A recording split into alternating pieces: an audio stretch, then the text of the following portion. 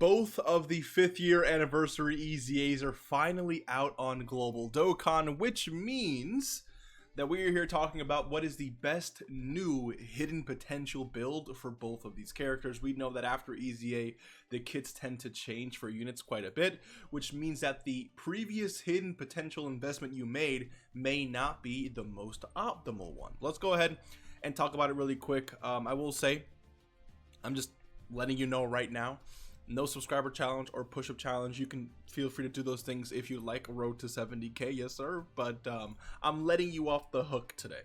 All right, so when it comes to both of these 5th year fusions, there's a few things to keep in mind, right? They do a little bit of everything. Let's start off with Tech Vegito first. So he has the 1-turn guaranteed dodge, very similar to something like the Int UI Goku transformation, right? He has that same exact mechanic. After transforming, he has the guaranteed dodge for 1 turn. And actually, Gogeta does like literally the same exact thing. So they can have that dodge. They do actually have the dodge potential. So that's one part of the hidden potential, right? The dodging. They also have the ability to launch so many attacks. So Vegito here can launch his own attack. And then he launches an additional super attack and medium chance of launching another one as a 1st or 2nd attacker. So he's guaranteed launching 2 super attacks, and then he gains another. Now he also has additional super attack as a 3rd turn, but when you're really running him in the 3rd slot, right? Unless you kind of like have to, but you know, it's definitely there if you need it. And if you have 24 key, he's launching yet another one. So he can launch his own, then launch this one, then launch this one, and then launch this one here, right? And then granted, I mean, if you get your hidden potential one off, right? Let's say you do go full additionals, that's yet another super attack.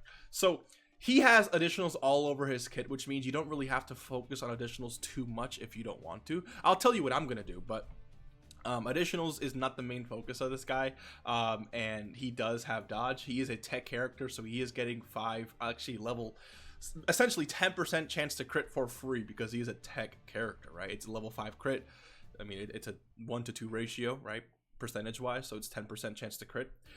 So he can do everything, right? At least like at 55% additionals, dodging, and crit at 55%. So definitely really, really good. The question is, what do you want to prioritize with him, right?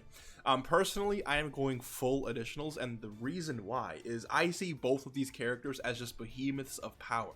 When they're launching super attacks, it's just so fun to me seeing them attack over and over and over again. So I want to see more of that. Plus, both of their super attack effects are literally the same. So on the 12 key, they're greatly raising attack and defense, and on the 18 key, they're greatly raising defense for 3 turns. So the more, like, if you launch this and then launch this 4 more times, you guys, like, these units are essentially untouchable, right?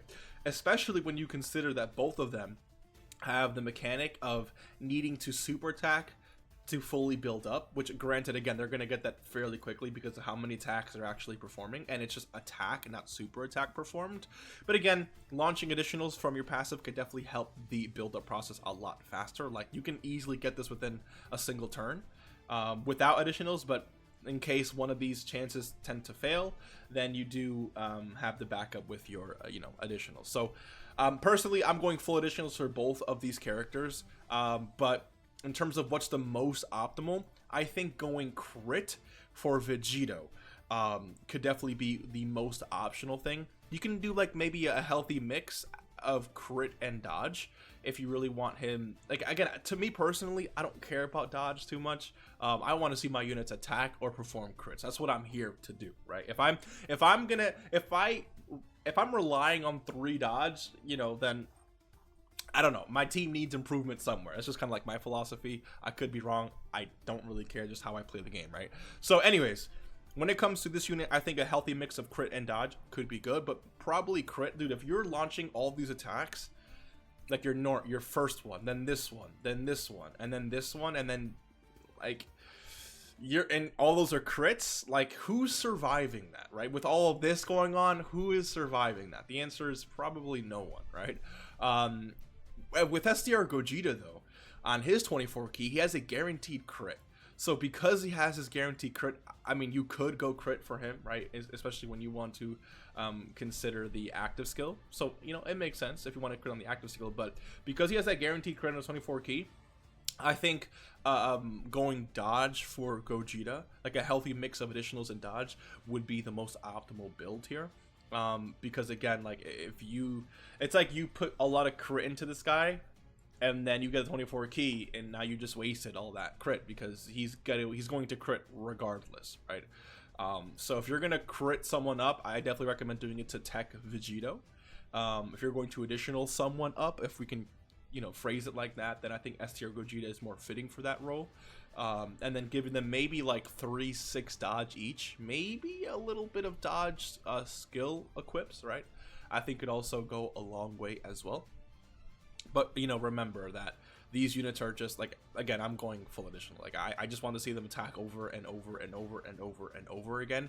Which, by the way, I will say, if you go, let's say this character didn't have like many additionals. I mean, I guess this doesn't really matter, right? Let's say you go full crit on this character.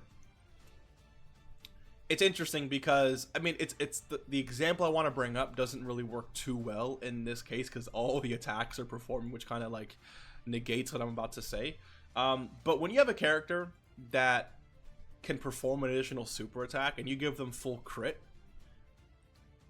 if that chance of performing an additional doesn't proc, when you attack, you did not, and let's say you don't crit, that attack you didn't crit, and now you have no additionals to actually do an additional super attack, right? But if you go full additional, or at least majority additional, and then crit, when that character super attacks again, now you have 2 chances to crit. Crit only gives you a 1 chance to crit. And if you have no additional, you're not doing any additionals, right?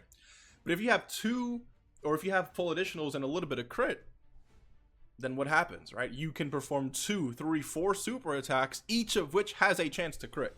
So that's just kind of like how I like to build my units, especially units like this, where you can't really go wrong anyways because they're dodging and critting out the wazoo just naturally for free. So they're literally doing it all, right? So you can't really go too wrong. But Gogeta, try to stay away from crits if you can, additionals and dodge.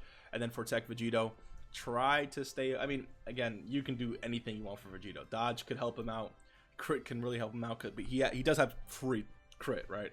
And additionals, obviously, like doing these effects here, I think are just so important that you just might want to go majority additionals anyway. That's just my opinion though. So let me know what you think. Hopefully you enjoyed. I will see you in the next one. Take care. Please take care of yourself, and peace.